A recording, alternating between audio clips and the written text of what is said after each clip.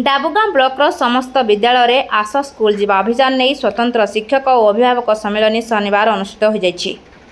विद्यालय बाहर थिबा और आदौ विद्यालय रे नाम लेखाई नथिबा 5 वर्ष ऊर्ध्व और 18 वर्ष कम बयसर प्रत्येक पिलांकु एवं ड्रप आउट थिबा प्रत्येक पिलांकु मुख्य स्रोत रे शामिल करबा एहार मूल लक्ष्य।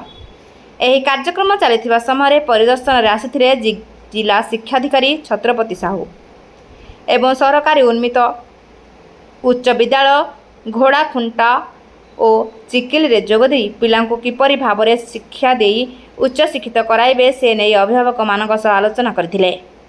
एही कार्यक्रम रे डाबुगां बीडीओ शरत माझी, डाबुगां ब्लॉक गोष्ठी शिक्षा अधिकारी रश्मिता नेताम, सहकारी गोष्ठी शिक्षा अधिकारी भगवान माझी, ब्लॉक अतिरिक्त गोष्ठी शिक्षा अधिकारी संतोष साहू, सीआरसीसी प्रसन्न कुमार दंडसेना और हेमंत कुमार पंडा जोग देथिले।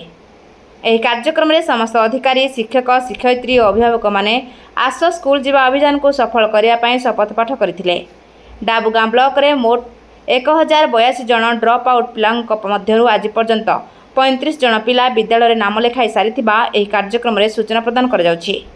एहा परे उन्मित उच्च विद्यालय घोड़ाखुंटा ठारे समस्त अधिकारी और अभिभावक माने वृक्षारोपण करथिले।